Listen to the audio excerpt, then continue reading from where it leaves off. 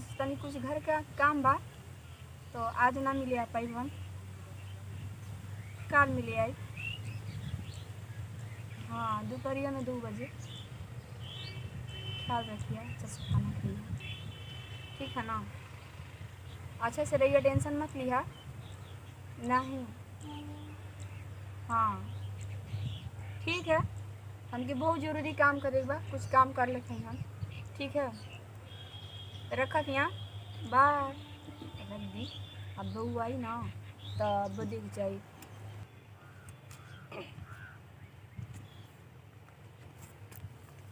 कितना टाइम हो गई है हम कब से बैठ के इंतज़ार करत हैं।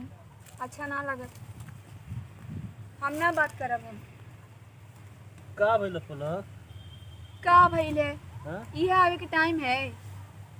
अबन को बजत है अब इन के बजाता हम कितना बेताब रही ना मिले खातिन के तुम्हारे तू तो प्यार हमसे ना करेला। हनुमान जी करे जो फाड़ के दिखाई का कितना तो हम प्यार अरे बाप रे बाप समय इतना ना मिले था आवे खातिन मिले के और करेजा फाड़े के समय हो गई बा हिम्मत हो गई बा। आवत नहीं रास्ता में जान तू शिवा भेटा गई है। हाँ शिवा के जानते हो ना कितना लपेट लपेट लपेट के बतियावेला। अच्छा लेकिन हमारे आधा घंटा तो वे समय खा गईला।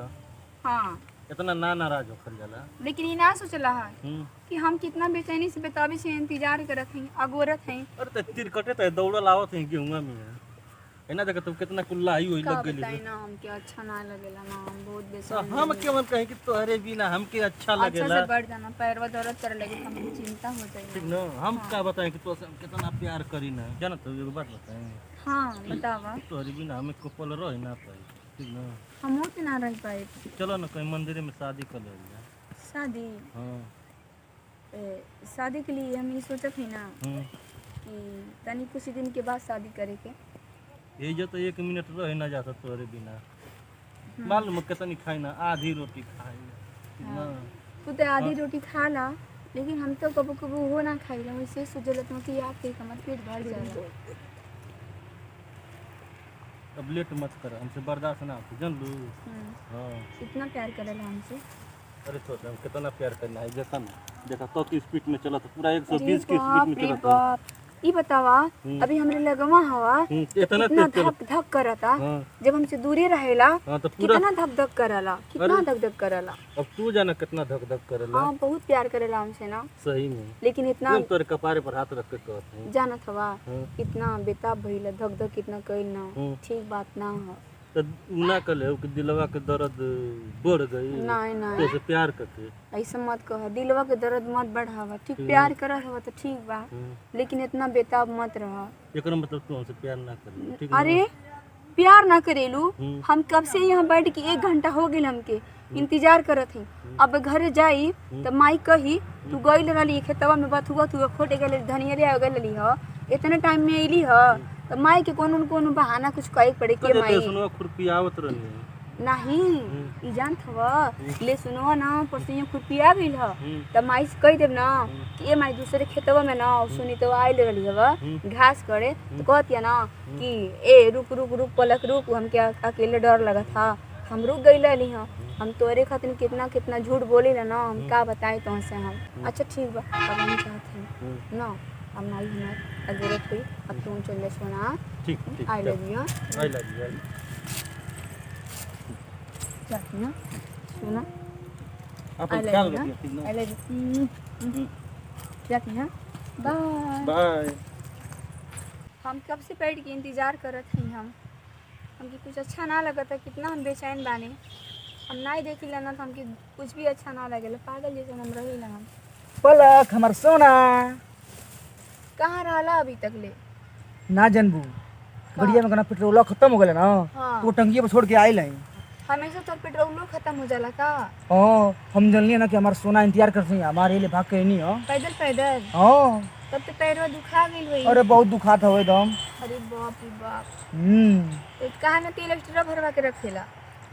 रहल हो हाँ हमरे घरवा को भतीजा हो हाँ दिन भर चला के ना पेट्रोल खत्म कर देला तो कहा ना डिब्बा में रखेला आवे करो तो डाल देली जाएगा छोटी बात छोड़ा। तब अब तो हमार खाली ये इंतजार हो कि कब तू हमारे घरे आ जेबू कि इंतजार हमारा खत्म हो जाए।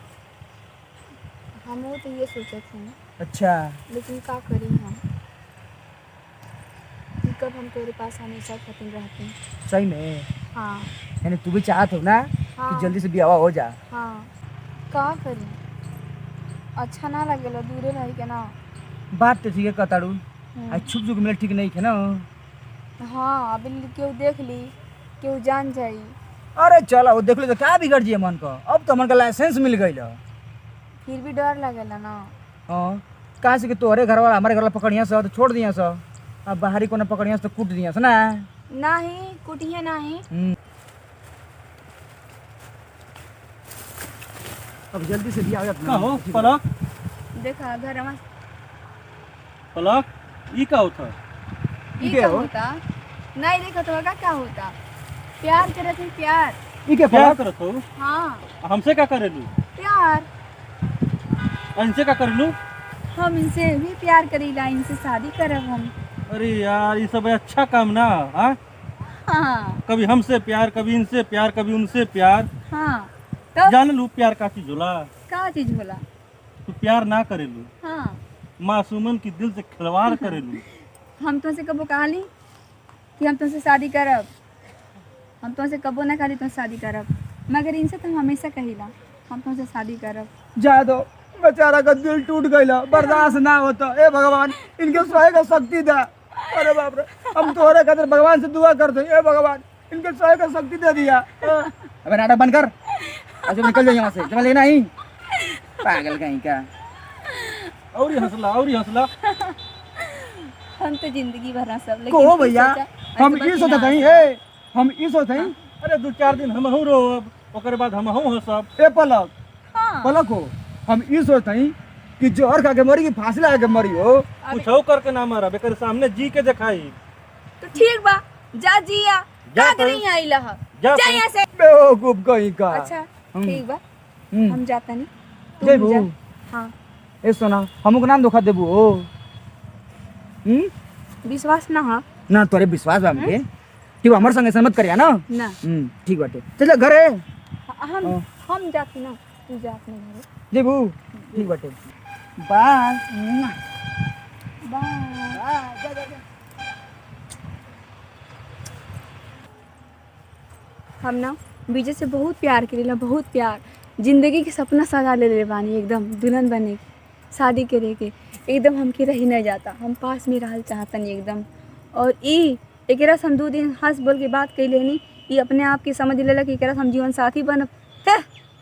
अच्छा ठीक बा अब हम चली घरे अब जाते हैं।